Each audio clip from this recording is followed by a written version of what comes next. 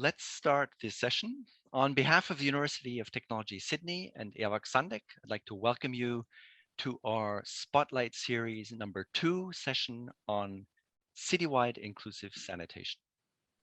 In the next 90 minutes, we've put up a program that will allow you to get a better understanding of what Cwise is all about.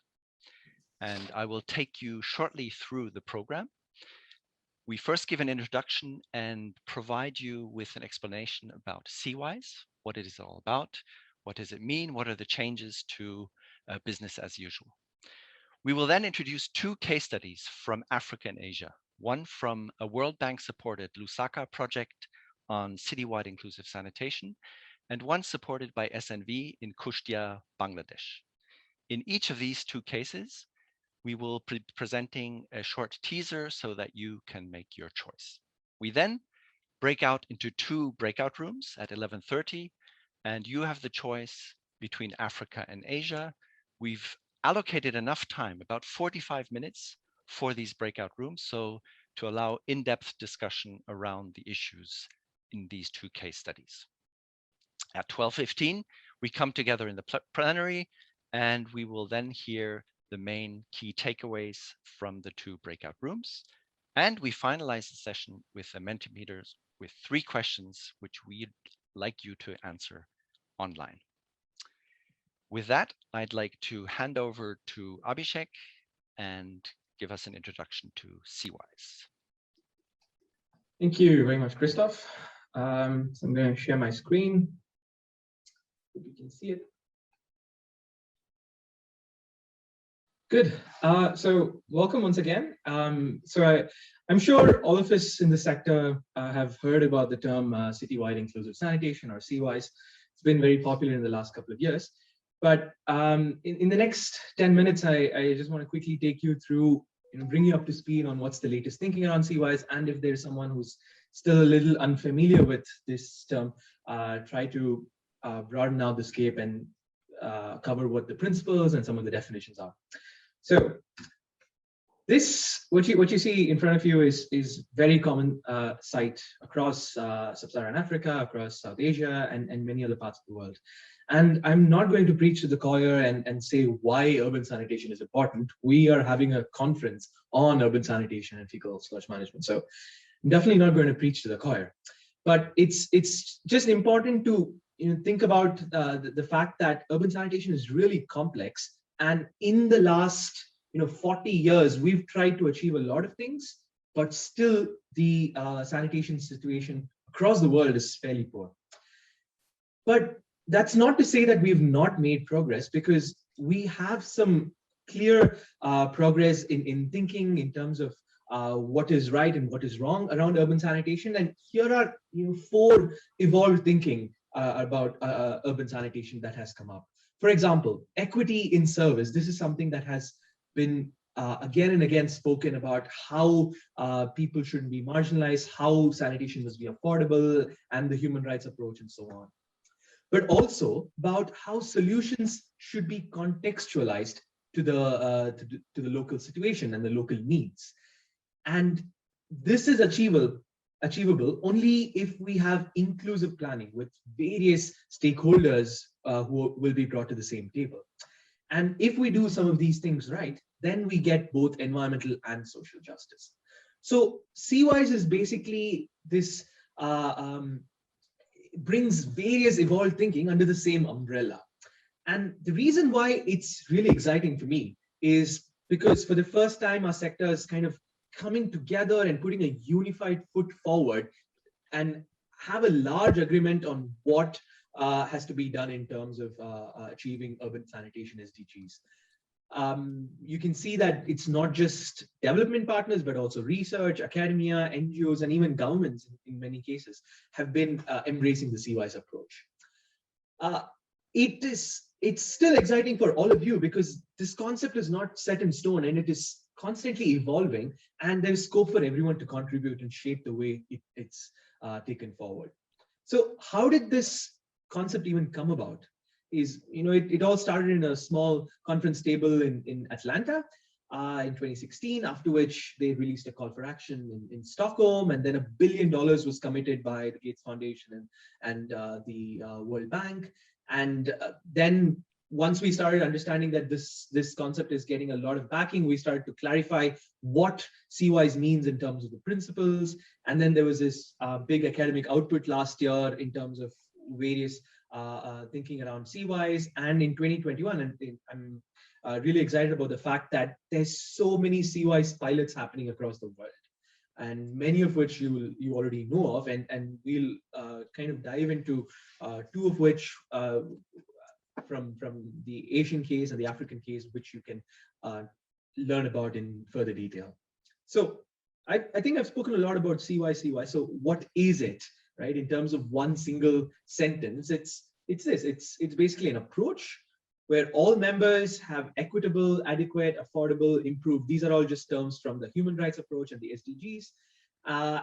And we achieve this through both sewered and non-sewered sanitation, while preventing any sort of contamination into the environment throughout the sanitation value chain. So you might see that this is a very wordy definition, but that's what has to be done if we have to pack so much into one sentence. But if you want to split this and really understand what CWIS is, I think this slide gives you the most important information. CWIS is basically 6 important things. First is equity, to make sure that everybody has the same kind of access and there's no one who's marginalized, no one's left behind. Similarly, we take care of both public health, but also environmental health. And we do this through a mix of technologies, centralized, decentralized, and all that. And we also have to think about long-term comprehensive planning, which is inclusive. And once things are implemented, we need to have clear accountability, this political will, and so on, capacities and so on. And this also allows us to have the private sector participate. So these are the 6 most important things on what CWIS means, and kind of covers the entire spectrum.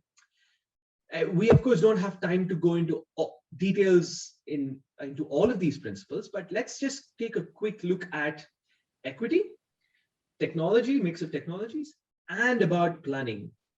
So in terms of equity, this is a really complex term according to me. It's not super easy to understand because it could mean different things to different people. But here's one interpretation, a very simple way of understanding what equity is in the context of the wash sector. So imagine there's 2 households, one fairly poor and one fairly rich. And if you're the government or the service provider, and equality to you would be bringing equal lengths of pipes or bringing equal lengths to the to sanitation services. But this, of course, means there's still unequal access from the perspective of the users. So equal services does not mean equal access to service itself. But equity, on the other hand, means you provide the service that the household needs and not just a uniform set of service for everyone. And this comes from the perspective of the user, which means that all the users have the exact kind of service from their perspective. And of course, justice means that we're not only thinking about users, but we're also thinking about social justice, environmental justice. And that could be achieved in a way that we contextualize solutions. And for example, we tap into a different water source, or we try to use a different kind of sanitation system and not just trying to use the same cookie cutter approach for all different contexts. So I think this picture kind of gives you a sense of what equity is and justice is. And one of the ways we try to achieve equity and justice in the wash sector is through subsidies. And we find that subsidies are often poorly targeted. And although we spend about $320 billion every year on wash subsidies, they are quite non-transparent and they're not very effective. And one of the reasons is because 56% of all subsidies reach the richest part of the country, whereas only 6% is left for the poorest quintile of the country's population. And of course, subsidies are expensive, they're poorly targeted, and they kind of make people think that wash is subsidized, but often the poorer households end up subsidizing the rich because they pay more for FSM services than the rich pay for sewer-based services, and still receive substandard service if the government itself is not providing adequate FSM services and it's relied on stopgap measures by private sector. So unless there's clear regulations and making sure the service type and the access is uniform and of good quality, then you often find poor subsidizing the rich. Now let's move on to mix of technologies.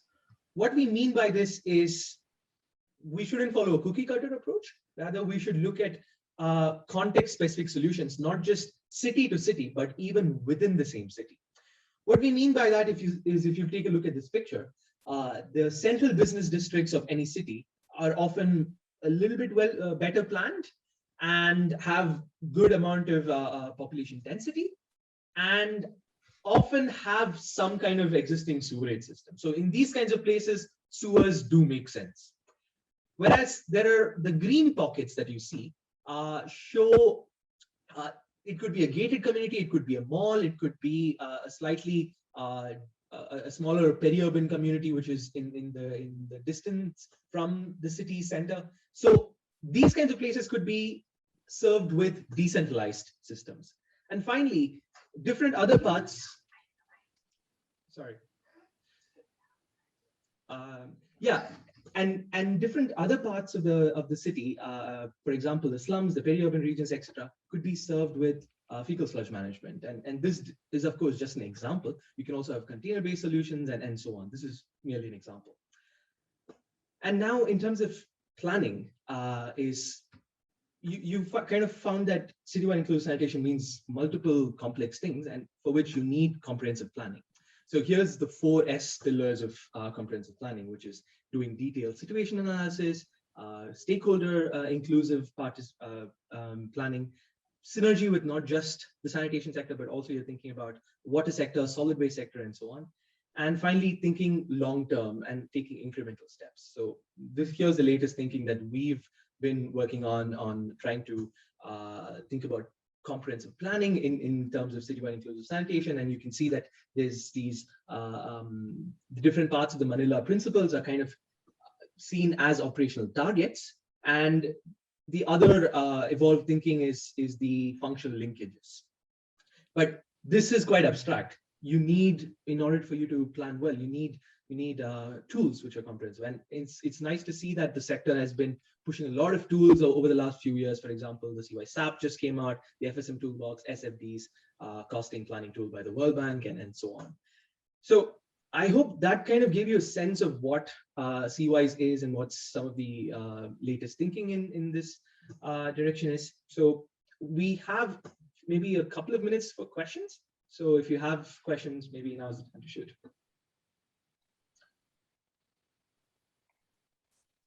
Yes, you can raise your hand. I think that's one way. Or you can also unmute yourself and speak. I think.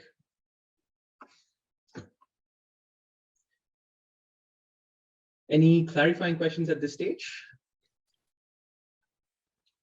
Yeah, if you can also post on the chat box.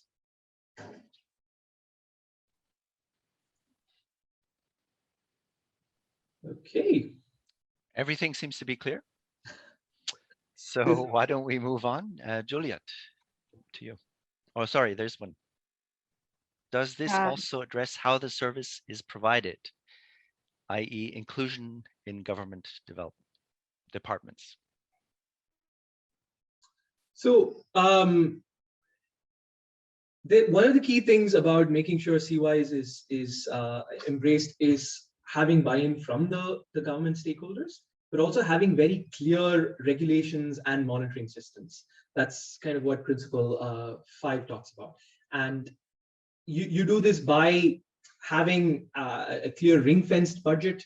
You have a clear, for example, one of the things I often hear when I go to conferences is how Lusaka's utility was renamed to be water and sanitation utility and not just sewer utility. So of course, you need the government's buy-in and the support, and certainly ring-fenced funding, but also ring-fenced human capacities to provide a sanitation solution. So yes, I certainly think the government has a pretty significant role to play. Debisha has raised her hand. Hi, hello. Hello, hello, Abhishek, hello, Christoph. Hello.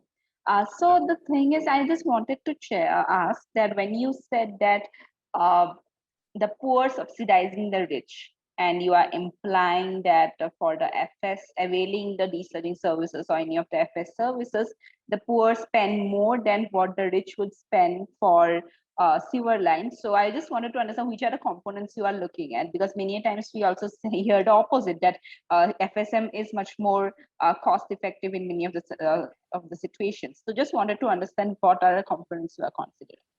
Yeah, absolutely. So in terms of capital expenditure and long-term expense, you have FSM. We did a recent study last year which compared small-scale sanitation, FSM, and centralized sewer-based sanitation, and we clearly saw that FSM was, in every single case, much cheaper in terms of overall costs incurred.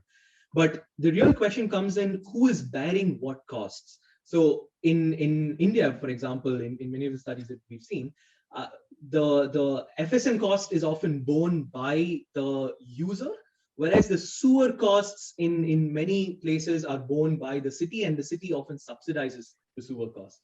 So this way, if you see who bears the cost for the user, they end up paying a lot more for FSM services than a comparable user would for sewer-based services. Got it. So it's not about the absolute cost, it's more about on whom the burden of the cost falls. Exactly, right? exactly. That's with the equity principle. Okay, thanks a lot. We have to move on. I'll hand over the microphone to Juliet now. Great, thanks, Christoph. So Juliet Willits from University of Technology, Sydney, and great to see such a large range of participants. For me, it's evening, but good morning, good afternoon, good evening. So I'd like to take us to the next section, which is a focus on actual case studies. So what Abhishek presented, as he said, is at a conceptual level, but to help us think about what this means in practice, we're going to hear from a case study, one from Africa and one from Asia. And these are just a teaser initial presentation, because after that you'll be choosing to go into a breakout room and you'll be able to join one or either of the case studies to have a much more in-depth conversation. So the first case study that we're going to look at is focused on Lusaka, and Ruth Kennedy Walker, who is a World Bank water and sanitation specialist in charge of the Lusaka sanitation program, she's going to share some insights about the experience in Lusaka, and particularly relating that to the CWIS principle that Abhishek mentioned around mix of technologies. So over to you, Ruth. Okay, thanks, Julia. So I just want to firstly note Mwanza, my other colleague from the Lusaka Sanitation Project, is also online, but I'm going to speak for the teaser, and then in the breakout room we can hear plenty more from her. She's a wonderful colleague and just one of the many reasons why you should join our breakout room. Okay, so good morning, afternoon and evening, everyone. As I say, Mwanza and I are here today to present the case study and specifically putting a spotlight on the two key citywide inclusive sanitation approach principles that have been put into practice in the capital of Zambia, Lusaka, through the wider Lusaka sanitation program, but in particular the World Bank Finance Project. So to give a little bit of background, I know I only have a few minutes, but in 2011, the government of Zambia developed and approved the Lusaka Sanitation Investment Master Plan, which called for universal coverage of Lusaka province by 2035 through a combination of sewer and on-site sanitation systems. And a number of large financiers pulled in together and launched the $300 million Lusaka sanitation program in 2015. And the bank specifically partnered with the government and the Lusaka Water and Sanitation Company and contributed 65 million to the program. So really, I think the government of Zambia really was ahead of the curve. I don't think Citywide Inclusive Sanitation had even been developed in 2011, and they really saw that they needed both types of both sewered and on-site systems to be able to provide inclusive and sanitation for the whole city. So the first citywide inclusive sanitation principle, which is, as we heard, it's looking at appropriate technology solution, both on-site and sewered, in either centralized or decentralized systems, with the consideration of resource recovery and reuse. And so in our breakout session, we will talk more about how this has been put into practice in Lusaka. So with a mix of on-site sanitation, the focus on fecal sludge management, and the sewer interventions that have been put in scale at the city. And we'll talk about the construction of on-site sanitation, how things like human-centered design has been included, how really looking at the ground conditions. We have a lot of different areas facing different ground conditions in Lusaka, so how we haven't just done one set. The program hasn't done one size fits all. How we've done innovative financing for on-site sanitation. Then also, obviously, fecal sludge management. There's been an introduction of performance-based contracts and performance scorecards to ensure the safety of emptiers and the service guarantee to the regulator. So that's very interesting to learn about. Also, how the FSM wasn't part of the utilities mandate before this program. So how they've really embraced that, and the staffing and the development of a standalone FSM unit. And then also not forgetting the on-site sanitation, the sewage side of things. So how that's been enhanced through the project, how the design and construction of the tertiary mains has been done to make it easier and cheaper for households to connect, because we know connectivity is often an issue with sewage systems, how sewage management has been enhanced, and then overall how Lusaka Water and Sanitation companies project implementation capacity has been increased to be able to better operate and maintain the new facilities, respond better to customer demand, and delivering the sanitation services more effectively and efficiently. And now how we're coming to the end of the World Bank project, we're moving from strengthening this within the project implementation, but more centrally, looking at more centrally within the utility. And then just very quickly, we're also going to talk about the second principle, which is the cities demonstrate political will, technical, managerial leadership, and identify new and creative long-term funding options. So we'll talk about this, talked a little bit about it then, that they really were ahead of the curve about citywide inclusive sanitation, how the utility even changed its name. For example, it was originally Sewerage Company, now it's Sanitation Company. They've really taken this line of business on. They're looking at the sustainability of this beyond the length of the program, and looking at ways to finance this. And we will talk about this, how they really took the theory and put it in reality in the city. Okay, I'm going to stop there because I know I only had a few minutes. Thank you. Great, fantastic, Ruth. And yeah, as Ruth mentioned, she'll be joined by Mwanza Mapuka. So you'll be able to hear in depth about that entire breadth of experience. It's, I'd say it's, world leading.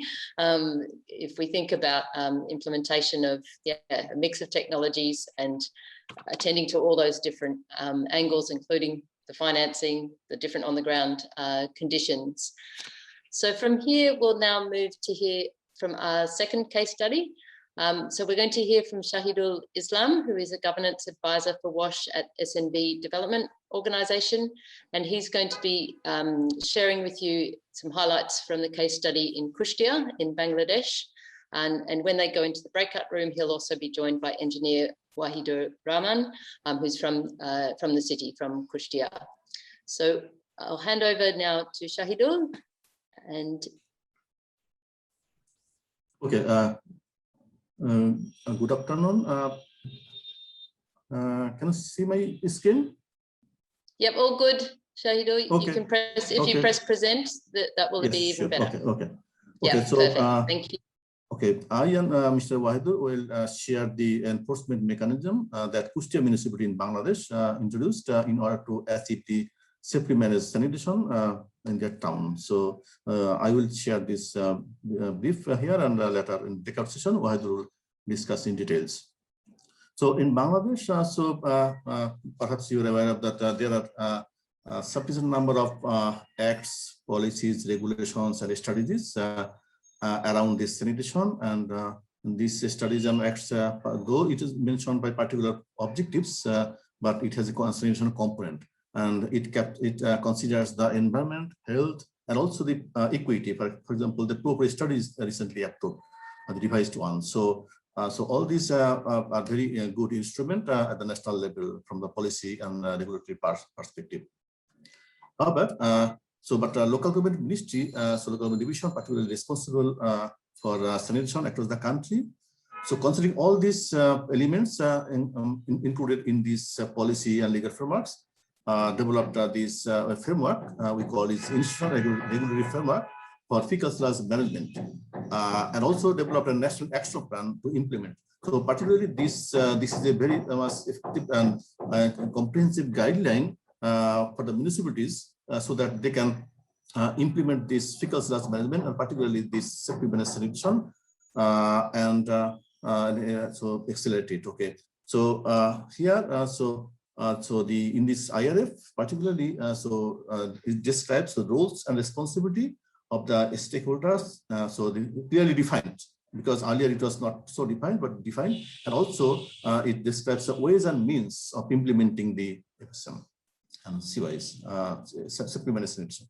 However, at the local level, we found a lot of issues that hinders the achievement acceleration of the achieving supplementary sanitation by the targeted time frame. And among them, so we can see that, okay, the lack of awareness among the citizens. So people does not know how the legal compliances are that, how the environmental compliances, health compliance, equity issues are not aware of this. Also, the roles are not, though it is defined in the regulatory framework, but it is not well communicated among the actors that are engaged, are responsible for the sanitation in the cities. And the guidelines and tools, those are insufficient yet, and also not context specific. And because those are not context specific, so the equity are not, as in equitable service are not provided. For example, the proper strategy, it is common for urban and rural both, but so in order to give the proper services for the slum, for example, in the cities, so this need to be specific guidelines and tools. So this is still absent, and city does not know how that can be applied. And also, obviously, the enforcement is lack because of there's no penalty system and incentive mechanism. So because of that, because of all these things, so achievement or acceleration of safety management sanitation is progressing very slow, because of though there are sufficient policies, regulations, and legal provisions.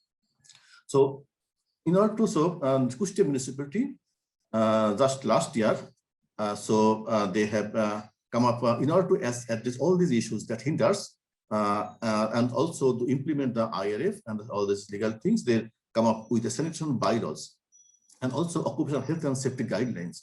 These are the two vital documents. Those are legally legal documents, and Kushtia municipality has legally that they can there's provision in the local government act that the municipality can introduce the develop the bylaws. So they introduced the bylaws last year through for a long-term in-depth consultation at the local level. In this breakout session, so Wahidur will discuss all these elements of the bylaws and the development process, and how it is being implemented, and how these are two important tools are addressing all these issues that I mentioned. This is very briefly. I hope that you will enjoy the discussions in the breakout session on these issues, the bylaws and OECS guidelines. So there are two very effective enforcement tools that they are applying. Thank you from my side. Fantastic, thank you, Shahidul. And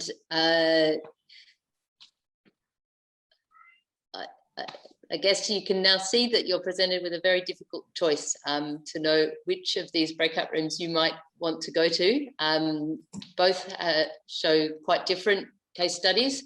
This last case study, as you heard from Shahidul, is focused more on principle around accountability, which is so important if we want to have clear roles and responsibilities and clear allocation of responsibilities. And the experience of Kushtia, again, like Lusaka, is one of the world leading ones, and there is much that you will learn if you attend that breakout room.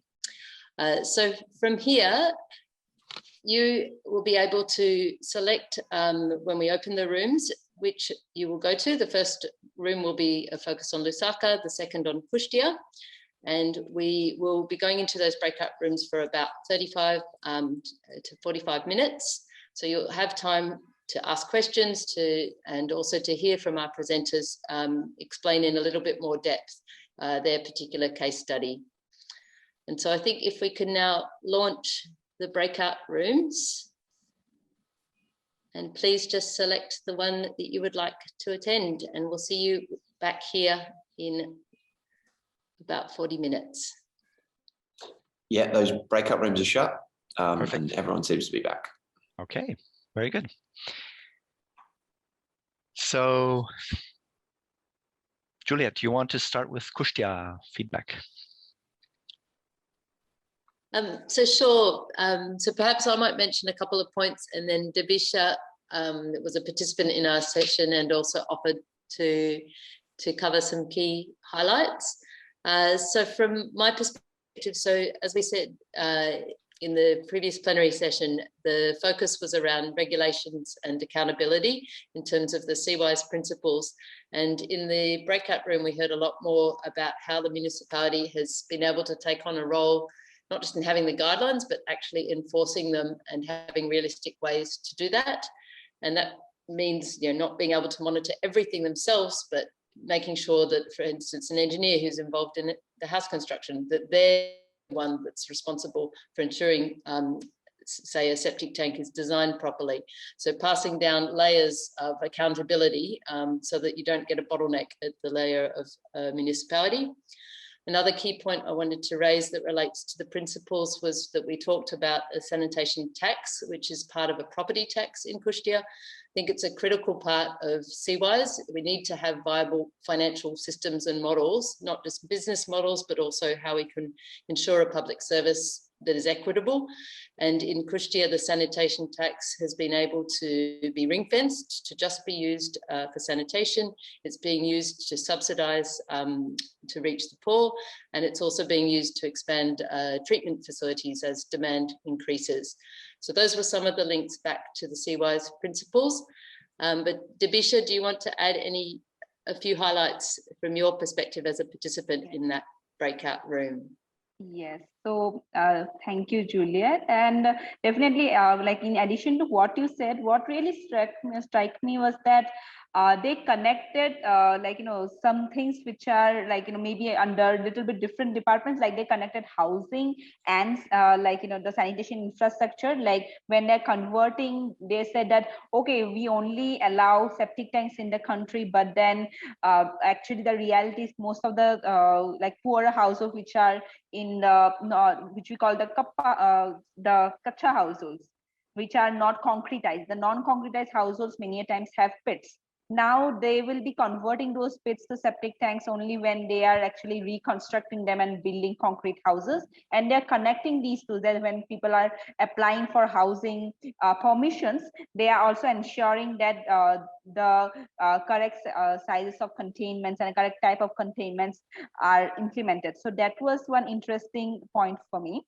Another one was that similarly they connected licensing and training. That okay, when people are so in order to ensure that everybody who is trained is also delivering and they are licensed, so they connected all of this, that okay, if you're getting licensed, then you must get trained, and only then you can deliver your services. So I was very fascinated that they have, you know, like, you know, interconnected, like, you know, that okay, if you have to, we want to do your business, then you have to do this. If you want housing, that housing is something that is people's on top of their heads, that they always want a concrete house, but then not so much of the toilet maybe. So they connected, okay, you need to construct a proper toilet with a proper septic tank. So they have connected. These interlinkages was something I really liked. And Apart from that, they have talked about that how they have thought ahead that like as they are coming up with the guidelines for formalization of the private sector vehicles, they are also thinking about that how they will be incorporating as a part of the guidelines compliance the whole monitoring mechanism that people are using the safety gears and conducting the whole event, the desludging business in a very safe manner. And they have connected again over that they are planning to connect the down the line when they do the licensing, they will be also ensuring the compliance and the licensing, they go hand in hand. So these were some things that I really liked. And yeah, I think lastly, he very well summarized the whole focus on that how reuse has become very important, and they are actually now planning to expand the plant capacities because the compost that is coming out of the plant that is being used very and taken up very enthusiastically by the farmers around. So yes, those are something that were my key takeaways. Thank you, Julia. Okay. Great. Thanks, Davisha. Yeah, over to you, Christoph. Yeah, so in the Lusaka discussion, we had quite a lively discussion on issues of equity. So how do we ensure that the poorest living in Lusaka also have access to equitable services? Quite a number of interesting solutions were shown to that. They did a very rigorous willingness to pay and ability to pay analysis of the different participants, and also try to come up with a fee structure that allows also the poorest. They call this not a subsidy, but a discount that households were able to tap to, for example, build an improved septic tank on their plots. The other options, the other discussion points that we were looking at is how did the mix of technologies take place? So improving sewer services, but also providing for top-notch FSM services through private sector operators that were able to formalize during the process and undercut also then the informal sector providers. Last question was asked was, would this project have been radically different if it would not have been a Cwise project? And the clear answer was the World Bank would not have funded the project if it would not have been a Cwise oriented project. Peter, can I ask you to add your points? Okay, thanks, Chris. Yeah, no, this was very interesting. I was involved in this project a few years ago, but I've moved on since then. And I was very pleased to see that it is now, after a lot of going backwards and forwards, solidifying. It was pretty difficult initially, years-long discussion with Lusaka Water Sanitation Corporation Management. But finally, clearly, the on-site sanitation part is now fully established, and I think that's a great achievement. And what I noticed in the way the different elements were going on, the bylaws, the regulation, the institutional changes in LWSC, and so on. This is one of the big challenges, I think, in any sanitation project, and because you need all the bits to work together, and you need one before the other, but you don't have any of them to start with. And I think it's shown that by working hard and really focusing, the possibly over 5 or 6 years, you can sort of pull yourself up by your own bootstraps and get this going. I think that's a very encouraging message. It may be a bit messy, but certainly it can bring results. I also like this idea of the use of the cheapest emptying cost as a base fee, and then topping up according to justified cost structures of different providers. I think it's a good way of sorting out subsidies, and something that other people might take a good look at. Okay. And yeah. Yeah, thanks, Peter. That's great. We have 5 more minutes to go, and we would now like to open the Mentimeter site. We have 3 questions for you to answer at the end of this session. and kind of give us the feedback that you took away from this session with us. And here comes the first question, Juliet. So, having heard the principles, having heard at least one of the case studies in depth, we want to understand, what does CWIS mean to you? And specifically to weigh up each of the different 6 dimensions that Abhishek talked about in the opening. So if you go to www.menti.com, and then you need to type in the code at the top, 64175073, and that should take you to the question, and it's just a slider scale. It should be fairly quick and easy to have a go. How would you weight the importance of these different principles? Are they all super important, or do you think certain of them are much more important than others? And the first question is color coded. So you have to choose the right color.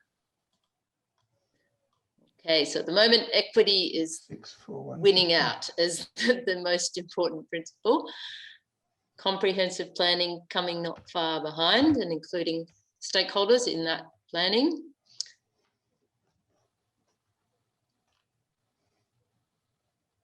So in general, they're all very important.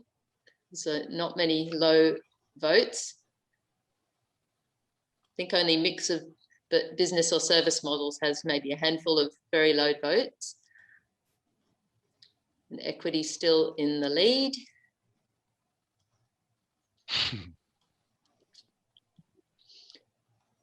It's like being a sports commentator or something, observing Mentimeter.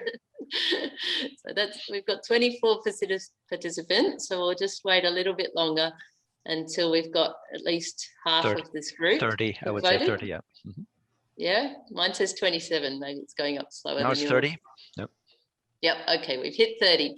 So we have equity on top, closely followed by accountability, which was the focus of what we spoke about for Kushtia, and comprehensive planning.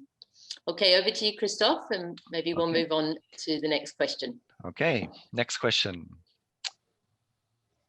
The next question is, how much capacity building exposure is required for each of the CWIS principles in your understanding? So where do we need most training capacity building issues?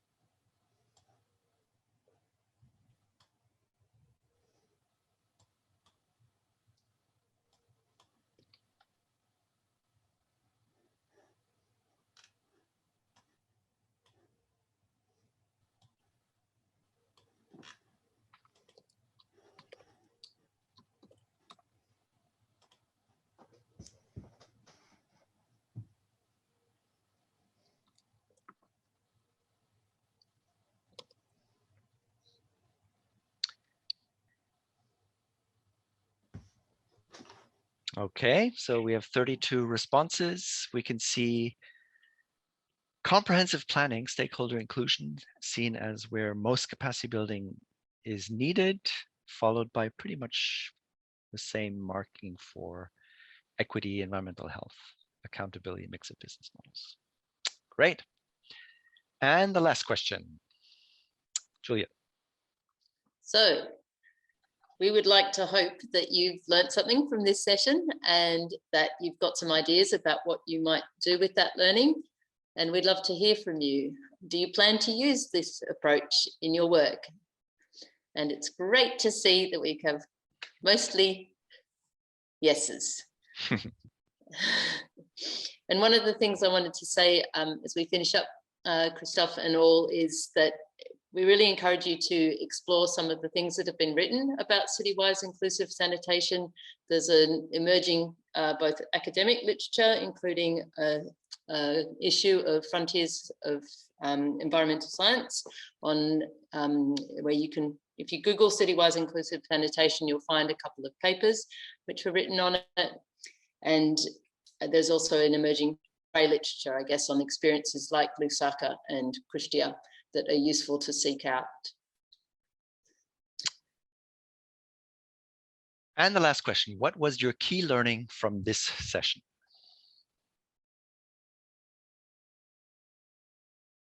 You can type in anything. It can be a short sentence, it can be some bullet points, whatever you'd like.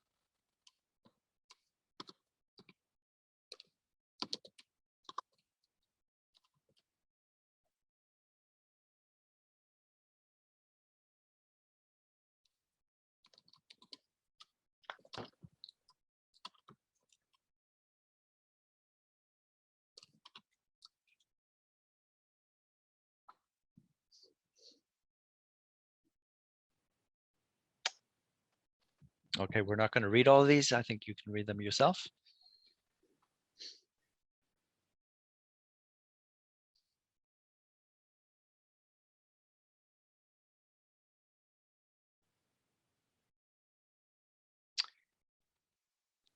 Okay, we've reached almost 30 responses. Abhishek, I think we can close the Mentimeter. Thanks for sharing your thoughts. And thank you for joining our session on Cwise. We hope that we were able to unpack the enigma of Cwise for you with two very concrete case studies from Asia and Africa. And we look forward to sharing future development of Cwise in the future. Juliet? Yep, thanks also from me, and particularly thanks to our presenters from Lusaka and Christia for your generosity in answering a multitude of questions about your cases and sharing those experiences with everyone. Thanks everyone. Enjoy the rest of FSM 6. Thank you. Bye-bye.